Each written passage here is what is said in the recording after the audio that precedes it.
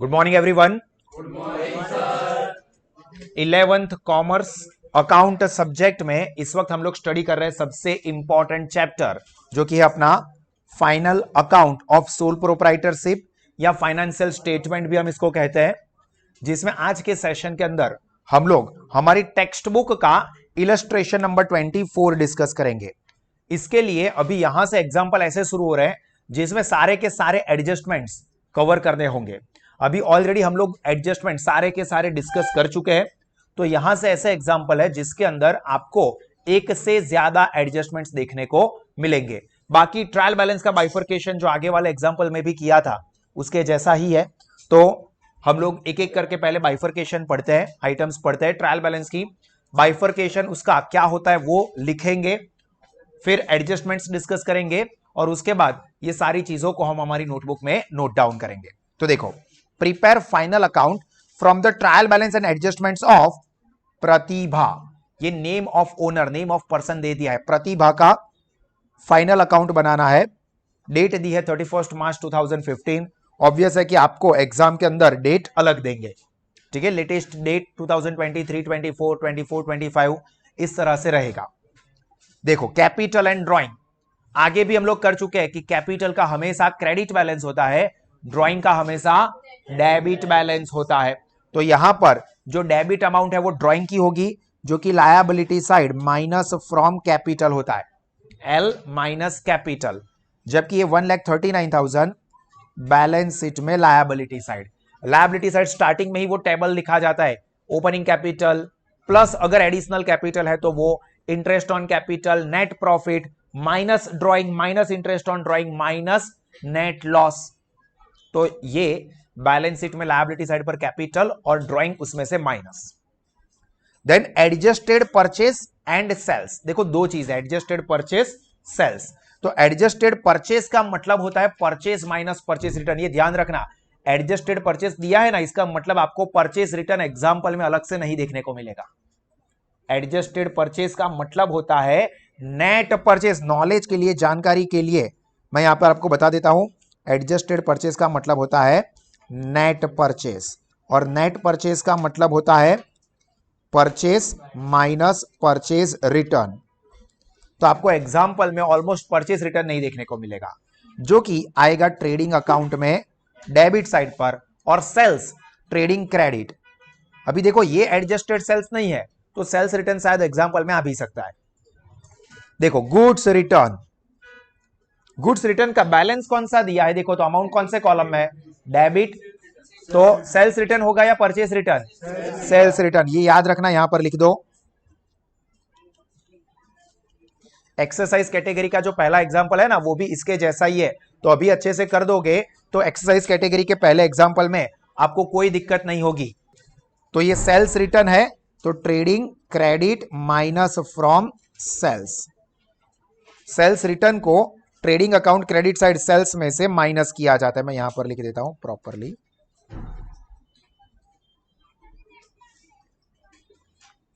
Trading credit minus from sales. चलो ये वाला 40,000। उसके बाद डिस्काउंट, दो डिस्काउंट दिए, एक डेबिट पे है एक क्रेडिट पे है। तो डेबिट हमेशा डिस्काउंट अलाउड होता है, जो कि आएगा पी एंड एल डेबिट, जबकि ये क्रेडिट वाला रहेगा पी एंड एल क्रेडिट, जो कि डिस्काउंट रिसीव्ड होता है। यहां पर आपको खास ध्यान क्या रखना है कि अमाउंट ऊपर नीचे ना हो जाए, ये अमाउंट इसकी है। फिर ऐसा हो कि आप देखो रेंट और अमाउंट जो है वो डिस्काउंट वाली लिख दोगे तो एग्जांपल में दिक्कत हो जाएगी। चलिए, rent P and L account में डेबिट साइड पर दिया है, सॉरी डेबिट बैलेंस दिया है, मतलब आएगा पी एंड एल अकाउंट में debit, P and L debit, ये 5,000। Then debtors and creditors, debtors का हमेशा डेबिट बैलेंस होता है, क्रेडिटर्स का हमेशा क्रेडिट बैलेंस होता है। तो डेटर्स बैलेंस शीट में asset side, creditors balance sheet में लायबिलिटी साइड 80,000, ये वाला। देन कमीशन, देखो सिर्फ डेबिट साइड पर अमाउंट दी है तो वो P and L account debit side पर। देन बिल्स, अभी यहां पर बिल्स का मतलब होता है bills receivable and bills payable, दोनों दिए हैं, डेबिट अमाउंट भी दी है क्रेडिट अमाउंट भी दी है। तो डेबिट वाला कौन सा होगा? Bills receivable. तो ये आएगा ये बिल्स रिसीवेबल, ये आएगा बैलेंस शीट असेट साइड, ये बिल्स पेएबल, ये आएगा बैलेंस शीट लायबिलिटी साइड। चलो उसके बाद कैश बैलेंस हमेशा असेट ही होती है, तो बैलेंस शीट असेट। बैंक भी बैलेंस ही दिया है तो वो भी बैलेंस शीट असेट। अगर बैंक ओवरड्राफ्ट दिया होता तो बैलेंस शीट लायबिलिटी साइड। उसके बाद बिल्डिंग, ये सारी की सारी चीजें बैलेंस शीट असेट है।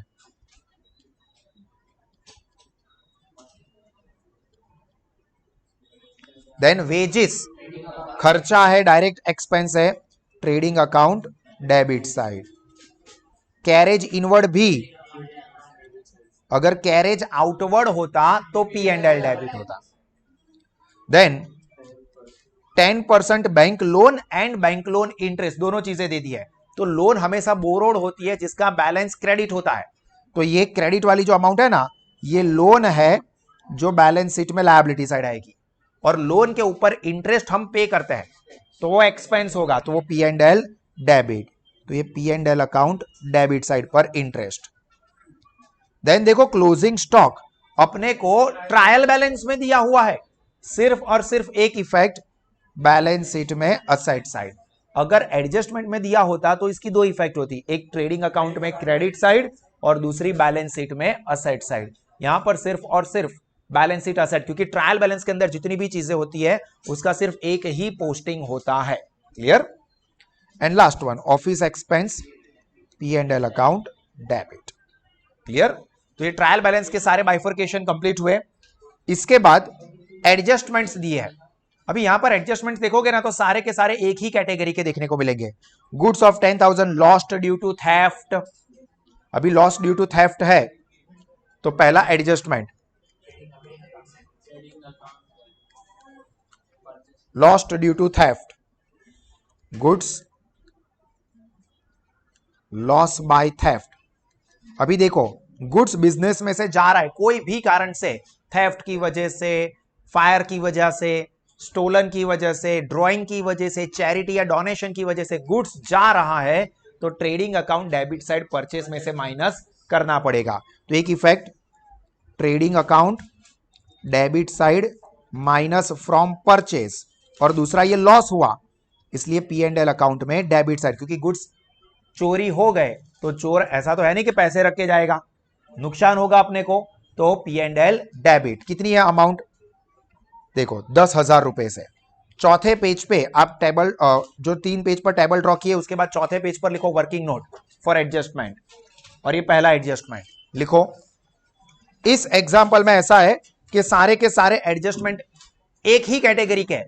अभी देखो अगर आपको एग्जाम में ट्रायल बैलेंस यही रखना है पर एडजस्टमेंट में माइनर चेंज करते कि 4 एडजस्टमेंट है ना, तो चारों एक ही कैटेगरी के, उसकी जगह पे ऐसा करते हैं कि एडजस्टमेंट 2-3 अलग अलग मिक्स कर देते हैं, तो भी कर सकते हैं। इस तरह से माइनर चेंजेस हो सकते हैं, ध्यान रखना। ये हिंट दी मैंने आपको कि इस तरह से चेंजेस हो सकते हैं, एडजस्टमेंट में माइनर सा वेरिएशन हो जाए।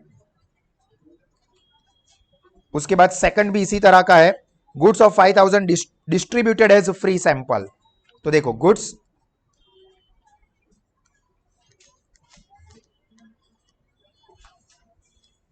एज सैंपल 5,000 रुपीज, तो 5,000 के गुड्स एज ए सैंपल दिए हैं तो वो एडवर्टाइजमेंट हुआ, अपना फ्री में दे रहे क्योंकि एडवर्टाइजमेंट हो रहा है। तो इसकी दो इफेक्ट, एक गुड्स जा रहा है तो trading account debit side purchase से माइनस, ये तो सनातन हो जाएगा, गुड्स बिजनेस में से जाते हैं अदर देन सेल्स, तो ट्रेडिंग में से परचेस में से माइनस करने पड़ते हैं।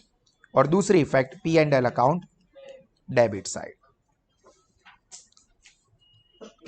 देन इसके जैसा ये थर्ड वाला, goods of 6,000 burned by fire, और कुछ नहीं बोला है, मतलब कोई इंश्योरेंस क्लेम लिया नहीं है, इंश्योरेंस है ही नहीं, तो पूरा नुकसान हो जाएगा।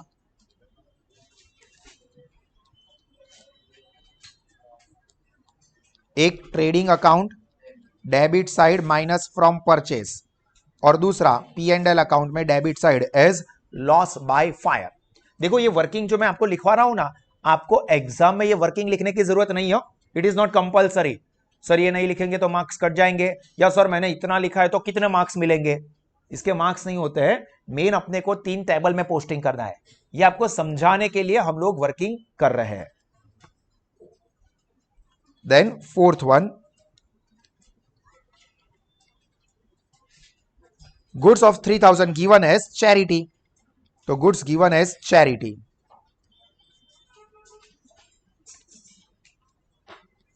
अमाउंट कितनी है 3000। तो एक trading account debit side minus from purchase, और दूसरा P&L अकाउंट में डेबिट साइड एज चैरिटी या डोनेशन एक्सपेंस। क्लियर। तो ये सारे के सारे बाइफर्केशन एडजस्टमेंट के भी हमने कंप्लीट किए। इसको आप अपनी नोटबुक में ड्रॉ लिख दीजिए, और उसके बाद 3 पेज पर 3 टेबल ड्रॉ करना है। पहले पेज पर ट्रेडिंग अकाउंट, दूसरे पेज पर P&L अकाउंट, और तीसरे पेज पर बैलेंस शीट का टेबल ड्रॉ करना है। 3 से 5 मिनट का टाइम दे रहा हूं। प्रॉपर टाइटल लिखोगे, पेज को फोल्ड करोगे, ट्रेडिंग और P&L में left side debit, right side credit, ऐसा लिख के टेबल ड्रॉ करोगे। देखो इस तरह से टेबल ड्रॉ करनी है, ट्रेडिंग, ये P&L और ये बैलेंस शीट। चलो जल्दी से टेबल ड्रॉ कर दीजिए। यहां पर एक चीज ध्यान रखनी है आपको, हमने जो एडजस्टमेंट लिखे वो सारे के सारे ट्रेडिंग अकाउंट में डेबिट साइड परचेस में से माइनस हो रहे हैं। तो परचेस के नीचे यहां पर देखो ट्रायल बैलेंस में जहां पर परचेस दिया है वहां पर आप लोग अंडरलाइन करोगे। मैं यहां पर हाईलाइट कर रहा हूं, एडजस्टमेंट है, इसकी इफेक्ट देने के लिए आपको जगह ड्रॉप करनी पड़ेगी। तो ये एडजस्टेड परचेस मैंने हाईलाइट किया, आप टिक मार्क करो। और 4 एडजस्टमेंट आ रहे हैं, जितने एडजस्टमेंट आ रहे हैं उतनी लाइन ड्रॉप करनी पड़ेगी उस आइटम के नीचे। तो यहां पर परचेस रिलेटेड 4 एडजस्टमेंट आए, तो या तो 4 अंडरलाइन करो या 4 ऐसे छोटे छोटे टिक मार्क कर दो आपके हिसाब से। सॉरी, ये 1 2 3 4, मतलब याद रखना है कि भाई 4 लाइन एडजस्टेड परचेस के नीचे ड्रॉप करनी पड़ेगी। देखो परचेस माइनस परचेस रिटर्न नहीं होगा क्योंकि एडजस्टेड परचेस दिया है, बट जो goods goes out other than sales है उसकी तो इफेक्ट डालनी ही पड़ेगी। क्लियर। चलो टेबल ड्रॉ हो गए होंगे सबके, सफिशिएंट टाइम दिया है। चलो तो एक एक करके अभी चीजें हम लोग यहां पर पढ़ेंगे और अपनी नोटबुक में लिखने का काम करेंगे। तो देखो कैपिटल है 1,39,000, ड्राइंग 15,000। तो बैलेंस शीट में लायबिलिटी साइड पर देखो कैपिटल,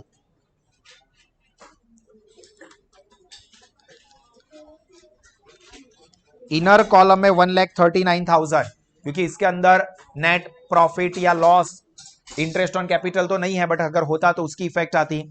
तो कैपिटल लिखने के बाद 2 लाइन ड्रॉप करोगे, एक तो नेट प्रॉफिट शायद आएगा तो उसके लिए, और एक शायद ऐसी कोई चीज जो अपने ध्यान में ना आई हो और रिकॉर्ड करने की आ जाती है। तो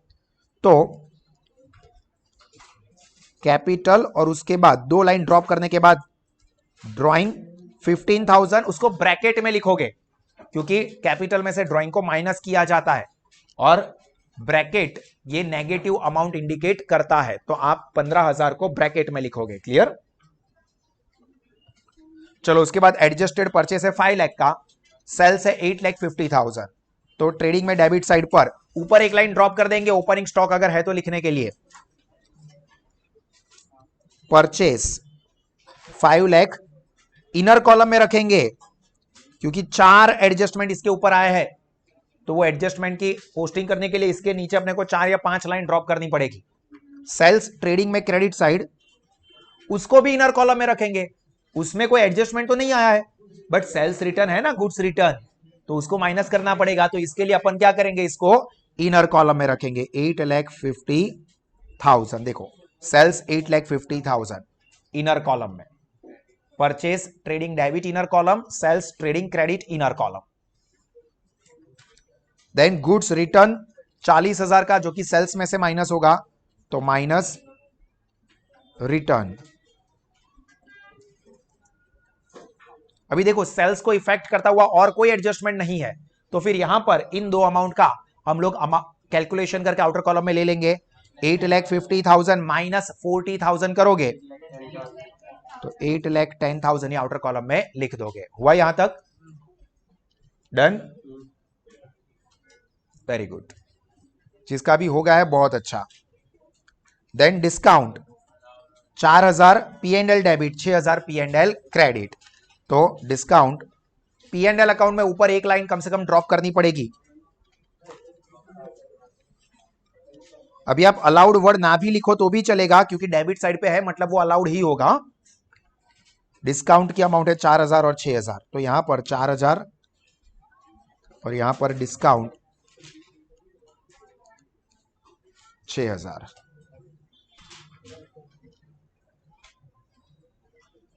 डन। फिर rent, P&L debit 5,000,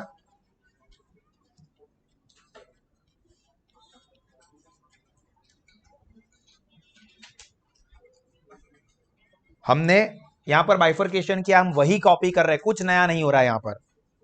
debtors creditors 1,80,000 balance sheet में।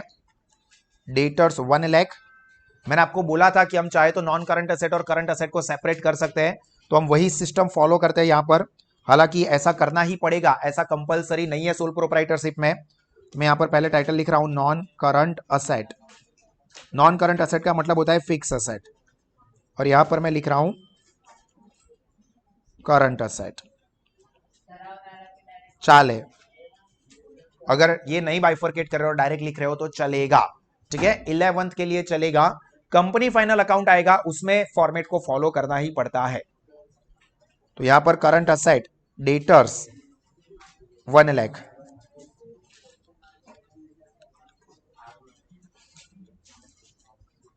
सिमिलर लायबिलिटी साइड पर पहले कैपिटल ड्राइंग, उसके नीचे 2 लाइन ड्रॉप करने के बाद नॉन करंट लायबिलिटी रहती है,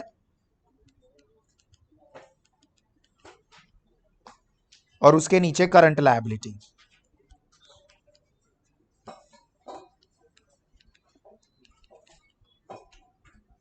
तो ये क्रेडिटर्स करंट लायबिलिटी है, तो क्रेडिटर्स 80,000। चलो यहां तक की चीजें लिखो। हाँ, चलो यहां तक की चीजें लिख दी हो, तो उसके बाद कमीशन है 6,000 P&L डेबिट, तो यहां पर कमीशन P&L अकाउंट में डेबिट 6,000। उसके बाद है bills, bills receivable and bills payable. Bills 15,000 asset और 25,000 लायबिलिटी साइड। तो बैलेंस शीट में असेट साइड पर करंट असेट में बिल्स रिसीवेबल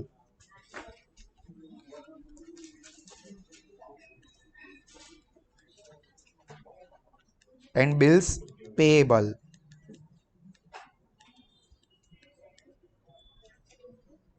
बैलेंस शीट में असेट साइड पर ये 15,000, लायबिलिटी साइड पर 25,000, bills receivable bills payable. Then cash balance bank balance दोनों ही असेट साइड पर आएंगे, 10,000 और 25,000। करंट असेट में cash balance 10,000 and bank balance amount कितनी, 25,000, दोनों ही करंट असेट में। चलो उसके बाद building furniture and machinery 1,30,000 and 2 lakh. Building furniture machinery non current asset में। बिल्डिंग अमाउंट है 1 लाख,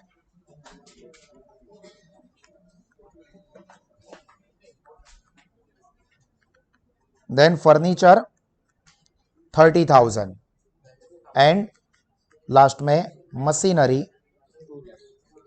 2 लाख। तीनों ही नॉन करंट असेट है, तो नॉन करंट में लिख देंगे।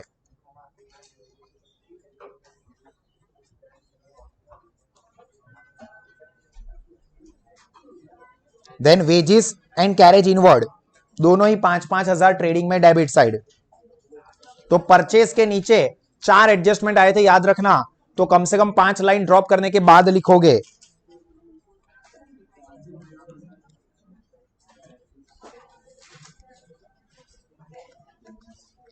Wages and carriage inward 5,000 5,000।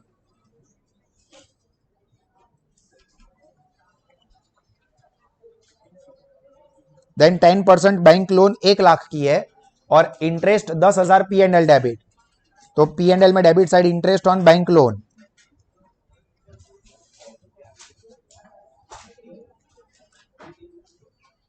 और बैंक लोन की अमाउंट है 1 लाख, जो कि अपने लिए नॉन करंट लायबिलिटी है, तो ये नॉन करंट लायबिलिटी में bank loan 1 lakh rupees. Done. फिर क्लोजिंग स्टॉक बैलेंस शीट में असेट साइड पर 30,000 जो कि करंट असेट है, तो यहां पर क्लोजिंग स्टॉक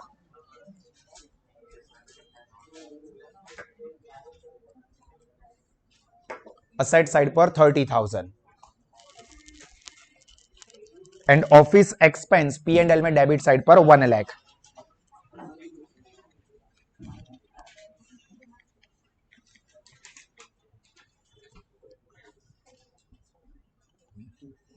डन। तो यहां पर अपने सारे ट्रायल बैलेंस के बाइफर्केशन कंप्लीट हुए। चलो यहां तक कि जितनी भी चीजें किसी की भी लिखनी बाकी है तो पहले लिख दो। चलो आई होप कि सब लोगों ने लिख दिया होगा। अभी एडजस्टमेंट्स हमने लिखा हुआ ही है, देखो वर्किंग नोट्स यहां पर लिखे ही है। गुड्स लॉस बाय थेफ्ट 10,000, तो ट्रेडिंग अकाउंट में डेबिट साइड पर परचेस में से माइनस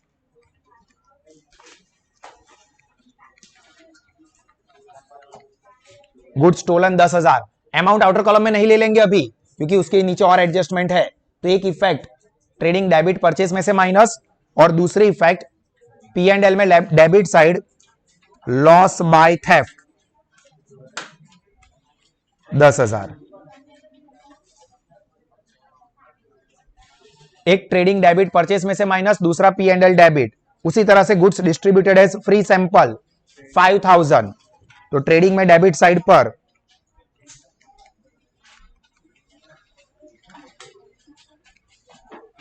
फ्री सैंपल के गुड्स दिए 5,000, ट्रेडिंग डेबिट परचेस में से minus.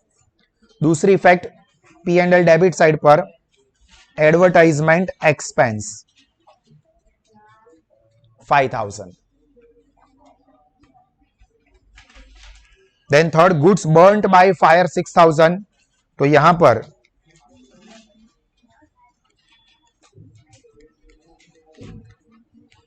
Goods burn trading debit purchase में से माइनस,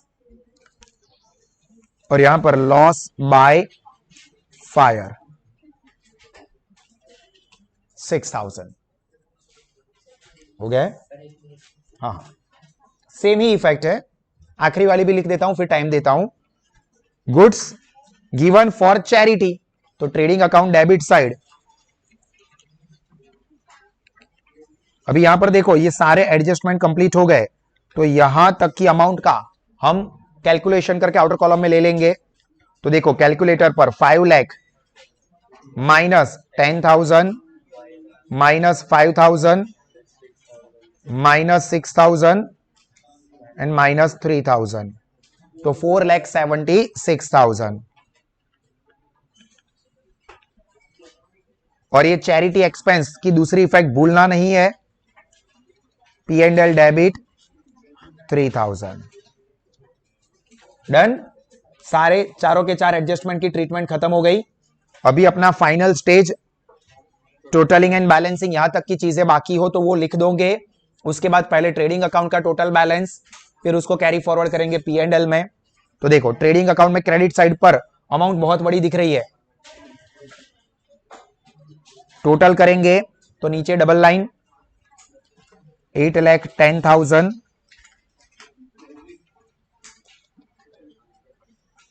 और कैलकुलेटर पर ये 8,10,000 में से डेबिट साइड की अमाउंट 4,76,000 माइनस, फिर 5,000 माइनस और ये 5,000 माइनस, तो 3,24,000 बैलेंस बचेगा।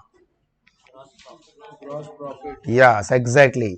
ट्रेडिंग अकाउंट है तो उसके रिजल्ट को हम कहेंगे ग्रॉस, और क्रेडिट साइड का टोटल ज्यादा था तो प्रॉफिट, तो ग्रॉस प्रॉफिट। इसको हम कहां पर ट्रांसफर करेंगे? पी एंड एल में क्रेडिट साइड। तो पी एंड एल में क्रेडिट साइड पर ग्रॉस प्रॉफिट 3,24,000। अभी यहां पर भी आप देखोगे तो क्रेडिट साइड की अमाउंट 3,24,000 की वजह से बहुत बड़ी हो रही है कंपेयर टू डेबिट साइड। तो पहले क्रेडिट साइड का टोटल करते हैं। देखो ये 324 तो था ही, उसमें और 6,000 है तो उसको प्लस करो, तो 3,30,000 और इसमें से डेबिट वाली अमाउंट एक एक करके माइनस करते हैं, तो -4,000 डेबिट साइड अमाउंट हम माइनस कर रहे हैं, -5,000 आप अपनी नोटबुक में करोगे, -6,000, -10,000, -1 lakh, अगेन 10,000, -5,000, -6,000, -3,000। आप अपनी नोटबुक में देखो कि क्या आपने जो लिखा था उसके हिसाब से भी आ रहा है। 1,81,000, इसको हम लोग नाम देंगे नेट प्रॉफिट। चलो यहां तक की चीज समझ के नोटबुक में लिखो, और लास्ट में इसको हम लोग कहां पर शिफ्ट करेंगे, बैलेंस शीट में लायबिलिटी साइड पर कैपिटल में प्लस नेट प्रॉफिट 1,81,000। तो अभी ये तीन अमाउंट का कैलकुलेशन हमको आउटर कॉलम में ले जाना पड़ेगा, कैपिटल, नेट प्रॉफिट और माइनस ड्रॉइंग। तो देखो 1,81,000 थे ही, प्लस कैपिटल के 1,39,000, बैलेंस शीट की लायबिलिटी साइड देखो 139 प्लस 181 माइनस 15,000 का ड्रॉइंग, तो 3,05,000। इसको हम लोग आउटर कॉलम में ले जाएंगे।